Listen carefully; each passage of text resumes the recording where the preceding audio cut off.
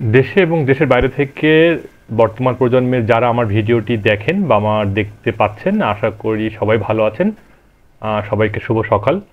মূলত আমি জাস্ট ৯০ দিনের একটা প্রোগ্রাম নিয়েছিলাম। বিগত সময় আপনি জানেন, আপনারা জানেন যে আমি বিজনেস নিয়ে কাজ করি এবং নিজে একজন টিচার, বিজনেস টিচার।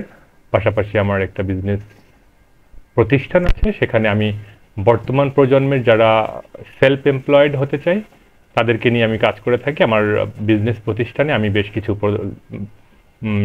স্টুডেন্ট এবং যারা রিটায়ারমেন্টে গিয়েছেন বা যারা সেলফ এমপ্লয়েড হতে যাচ্ছেন এরকম কিছু মানুষজনকে নিয়ে কাজ করছি।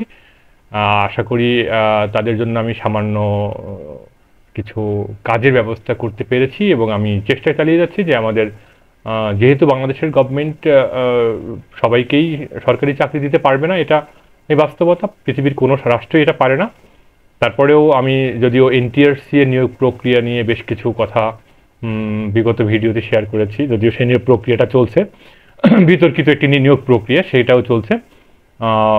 সেটা নিয়ে আমি অনেক কথা বলেছি। 5টি গণবিজ্ঞপ্তিতে যে সকল শিক্ষকগুলো নিয়োগ দেওয়া হয়েছে বা নিয়োগ দেওয়া হবে বা এনটিআরসির সনদ পাওয়ার পরেও যারা চাকরি পায়নি তাদের বিষয় নিয়ে আমি সবসময় কথা বলে থাকি। কিন্তু আমি নিজে একজন শিক্ষক, দীর্ঘদিন থেকে শিক্ষকতার সাথে আছি। পাশাপাশি আমার নিজস্ব একটা ব্যবসা প্রতিষ্ঠান আছে, বিজনেস প্রতিষ্ঠান, এবং সেখানে বিজনেসের ম্যানেজমেন্ট নিয়ে আমি বেশ কিছু কথা বলে থাকি বর্তমান প্রজন্মের সাথে। যদিও আমার সীমিত জ্ঞানের যে প্রবাহ তার মধ্য থেকে চেষ্টা করি কিছু নলেজ আপনাদের সাথে শেয়ার করার জন্য। সেখানে যেটা থাকে সেটা হলো বর্তমান প্রজন্ম নিয়ে বেশ কিছু ডিরেকশন, বেশ কিছু কথা আমার থাকে। তার মধ্যে আমি যে গাইডলাইনগুলো দিই তার মধ্যে প্রথম গাইডলাইনটা থাকে হলো যে আমাদের অবশ্যই প্রতিদিন সকালে উঠতে হবে, ফজরের নামাজ পড়তে হবে, যে যে ধর্মের আছে তারা সবাই সেটা পালন করবে। তারপরে ৯০ দিনের একটা ক্র্যাশ প্রোগ্রাম থাকবে। সেখানে যদি সে মনে করে যে আমি ৯০ দিন একটা হ্যাবিট প্র্যাকটিস করব, যে আমি আমার লাইফে কী ধরনের আমার জীবনটাকে আমি ৯০ দিন পরে কীভাবে আমার লাইফটাকে দেখতে চাচ্ছি, সেভাবে যদি আমি দেখতে চাই তার জন্য কী কী প্রোগ্রাম সেট করতে চাই, তার একটা হ্যাবিট প্রতিদিন জাস্ট ভোরবেলা থেকেই স্টার্ট করবে। তাহলে আমার মনে হয় লাইফটা চেঞ্জ করার সুযোগ থাকবে। আর বাংলাদেশে যদি কোনো পুরুষ বা কোনো মানুষ মনে করে যে আমি কিছু একটা করব, তো অবশ্যই সে করার সুযোগ প্রত্যেকটা সোসাইটিতেই আছে। তারপরেও যেহেতু আমাদের বাংলাদেশের রাজনৈতিক প্রেক্ষাপট একটু ভিন্ন, বাংলাদেশের যারা রাজনীতি করেন বা বাংলাদেশের রাজনীতির সাথে যারা ইনভলভ আছে বা যারা আমলা আছেন, যারা ভালো স্যালারি পান, তাদের যারা এই বাচ্চা কাচ্চারা আছে তারা কিন্তু আসলে বাংলাদেশের মতো প্রাইমারি স্কুলে লেখাপড়া করে না, হাই স্কুলে লেখাপড়া করে না। তারা অবশ্যই প্রাইভেট ইউনিভার্সিটি বা দেশের বাইরে গিয়ে লেখাপড়া করে, যার কারণে তাদের চাকরি হলেও চলে, না হলেও চলে, এবং তাদের নিজস্ব বিজনেস প্রতিষ্ঠান দাঁড় করানো থাকে। তারা সেগুলো অটোমেটিক্যালি তাদের পৈতৃক সূত্রে সেটা পেয়ে যায় এবং সেটা পরিচালনা করে। কিন্তু বাংলাদেশের আপনারা সবাই জানেন যে যারা ধনী তারা পর্যায়ক্রমে ধনী হয়ে যাচ্ছে এবং পুঁজিবাদী একটা সমাজ তৈরি হয়েছে, যেখানে বিভিন্ন রাস্তায় রাস্তায় এনজিও তৈরি হয়েছে এবং সুদে প্রতিষ্ঠান, যেখানে টাকা ছাড়লেই টাকা চলে আসে। সেখানে ডেভেলপমেন্টের যে প্রয়োজনীয়তা আমাদের সমাজে আছে সেটাকে ভালোভাবে দেখা হয় না, টেক কেয়ার করা হয় না।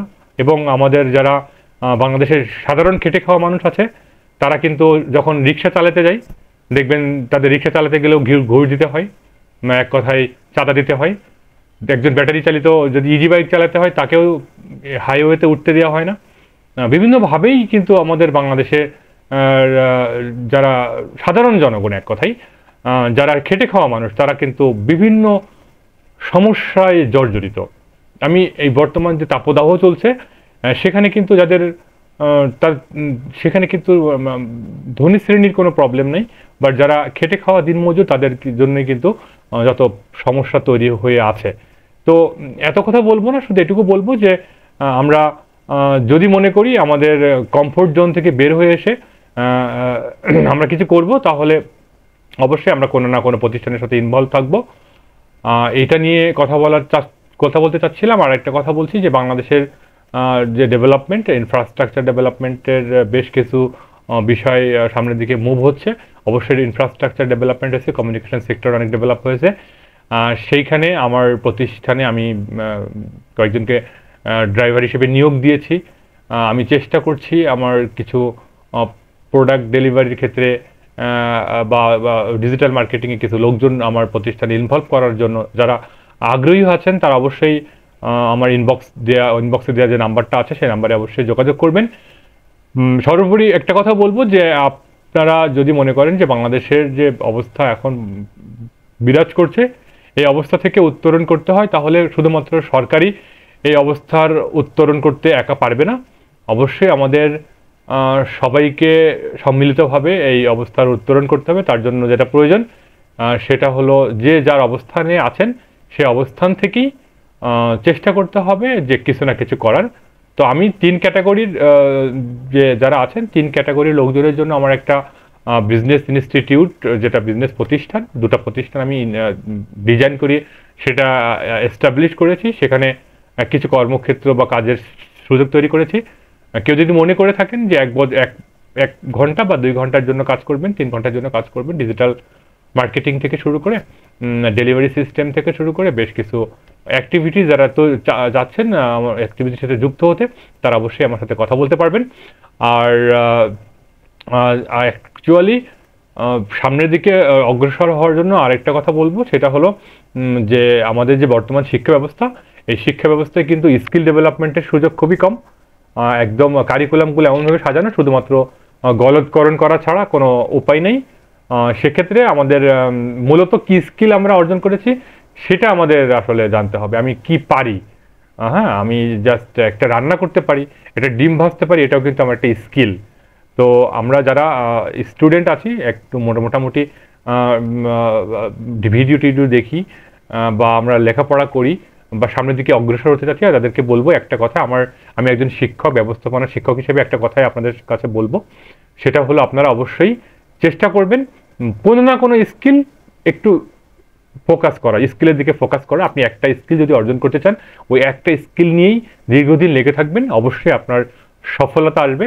যেহেতু বাংলাদেশের মতো জায়গাতে আপনারা জানেন যে এনটিআরসি এর মতো প্রতিষ্ঠানও বাংলাদেশের ডিগ্রি, অনার্স, মাস্টার্স পাস করার পরে শিক্ষার সনদ নিয়ে যারা সামনের দিকে অগ্রসর হতে চাচ্ছিল, শিক্ষক হতে চাচ্ছিল, তাদেরকে কিন্তু নিয়োগ দিতে পারে নাই। তো বাংলাদেশের যে শিক্ষা ব্যবস্থা, কখনোই সেই শিক্ষা ব্যবস্থা চাকরির নিশ্চয়তা দেয় না। আর নো জব নো লাইফ আমি বলি একটা কথা, কারণ যে মানুষের আসলে কাজ নাই বা জব নাই তার বেঁচে থেকে কোনো লাভ নাই। তো আমরা রাস্তার মোড়ে মোড়ে যে বিষয়গুলো দেখে থাকি সেটা হলো যে বেশিরভাগ বর্তমান প্রজন্মের যারা আছে, বেশিরভাগ প্রজন্মের যে ছেলেপেলে তারা কিন্তু মূলত স্কিল ডেভেলপমেন্টের দিকে তারা কিন্তু ফোকাস করে না। তারা মনে করে যে অটোমেটিক্যালি হয়তোবা আমরা 4-5 লক্ষ টাকা এক জায়গায় করব এবং দেশের বাইরে চলে যাব, গিয়ে ওখানে গিয়ে কামলা খাটবো, খেটে একটা বাড়ি করব, এসে চলে আসবো। বিষয়টা কিন্তু তা না। বিষয়টা হচ্ছে বাংলাদেশের মতো জায়গাতে আমাদের অনেকগুলো সুযোগ রয়েছে। যেমন আমি বিল্ডিং ম্যাটেরিয়াল নিয়ে কাজ করি, বিল্ডিং ম্যাটেরিয়ালের বেশ কিছু প্রোডাক্ট আমার সারা বাংলাদেশে আমি ডিস্ট্রিবিউশনের চেষ্টা করি। এরকম ধরনের বিষয় নিয়ে আমি একটা স্কিল ডেভেলপমেন্ট করেছি। আবার নিজেও আমি স্কিল্ড একজন টিচার। সেই হিসেবে বলবো যে আপনারা অবশ্যই একটা কোনো না কোনো বিষয়ের উপরে এমনভাবে স্কিল তৈরি করেন, সেই স্কিলটা যেন পৃথিবীর আর কোথাও না থাকে। আর বাংলাদেশের মতো জায়গাতে প্রত্যেককেই চেষ্টা করতে হবে আমাদের এই ছোট্ট দেশটাকে অনেক দূরে এগিয়ে নিয়ে যাওয়ার জন্য। সেজন্য আমরা ইনোভেশনের দিকে মনোযোগ দিতে পারি, কিছু না কিছু আমরা প্রোডাকশন করব। আমরা ইম্পোর্ট ওরিয়েন্টেড, আমি বারবার আবার একটা কথা বলে থাকি যে আমরা ভারত থেকে সাধারণত ইম্পোর্ট করে থাকি বেশিরভাগ প্রোডাক্ট। পার্শ্ববর্তী দেশের অঙ্গরাজ্য হিসেবে আমাদের দেশ পরিচালিত হচ্ছে, এটা আমি আমার মনের ক্ষোভ থেকে বলি। কারণ শুধুমাত্র আমরা আমাদের বাংলাদেশের অটোমেটিক্যালি পদ্মা সেতু থেকে যে ইলিশ মাছটা হয়, ওই ইলিশ মাছটা আমরা তাদের ইন্ডিয়াতে যে পূজা হয় বা এই পূজা উপলক্ষে রপ্তানি করা ছাড়া আমাদের তেমন ধরনের এক্সপোর্ট আমরা করতে পারি না। পাটজাত কিছু প্রোডাক্ট আছে যেগুলো আমরা করে থাকি। বেশিরভাগ ক্ষেত্রে আমরা ইম্পোর্ট ওরিয়েন্টেড, কাঁচামরিচ পর্যন্ত আমাদেরকে ইম্পোর্ট করতে হয় ইন্ডিয়া থেকে। আমাদের আবার ব্রাজিল থেকে পশু নিয়ে আসতে হবে, ইম্পোর্ট করি, এরকম ধরনের পরিকল্পনাও সাজানো হচ্ছে। যদিও আমাদের দেশে সুযোগ আছে অল্প টাকায় ভালো ধরনের পশু তৈরি করার বা অন্যান্য বিষয়গুলো দিকে নজর দেওয়ার প্রচুর পরিমাণে সুযোগ আছে। তার জন্য আমাদের যারা ইয়াং এনার্জেটিক আছেন তাদেরকে এগিয়ে আসতে হবে এবং তাদেরকে সম্মিলিতভাবে কাজ করতে হবে। তার জন্য আপনারা যে অভ্যাসটা গড়ে তুলতে পারেন সেই অভ্যাসটা একটাই, আমি প্রত্যেকটা ভিডিও বলে থাকি যে প্রত্যেকেই যদি মনে করে থাকে আমি সকাল 5টায় ঘুম থেকে উঠব এবং আমার যে কর্ম সেটা একটু পালন করে আমি আমার দিনের যে ডিজাইন, আমি দিনে কি করতে চাই, কি অ্যাক্টিভিটিসগুলো করতে চাই, কি কাজটা করতে চাই, মূলত কাজই ধর্ম, কাজটাকেই আমরা ভালোভাবে যখন ভালোবাসবো তখন আমাদের দিনটা, আমাদের লাইফটা অনেক বেশি ইজি হয়ে যাবে, আমাদের জীবনটা অনেক বেশি সুন্দর হবে, এটা আমি মনে করি। এবং আমরা সমাজে যখন কিছু অবদান রাখতে পারবো, একটা কন্ট্রিবিউশন রাখতে পারবো, একটা আর্নিং সোর্স বের করতে পারবো, স্কিল ডেভেলপমেন্ট করতে পারবো, তখন অটোমেটিক্যালি আমাদের দেশ এগিয়ে যাবে। আর বাংলাদেশের প্রেক্ষাপটে যদি সবাই সরকারি চাকরি পেয়ে যায় তাহলে সরকারি যারা পলিটিশিয়ান আছেন তারা আসলে তাদের পলিটিক্সের কাজে কাজে লাগাবে। সো রাস্তায় রাস্তায় যে চাঁদাবাজি করতে হবে, যে বিভিন্ন রকমের প্ল্যাটফর্মগুলো রয়েছে এগুলো সাধারণ মানুষজনকে ব্যবহার করতে হবে, এগুলো যদি সবাইকে বাংলাদেশ সরকার চাকরি দিয়ে ব্যবস্থা করে ফেলে তাহলে আসলে কে রাজনীতিগুলো করবে, কে নোংরা রাজনীতির সাথে যুক্ত হবে, আসলে তখন আর লোক খুঁজে পাওয়া যাবে না।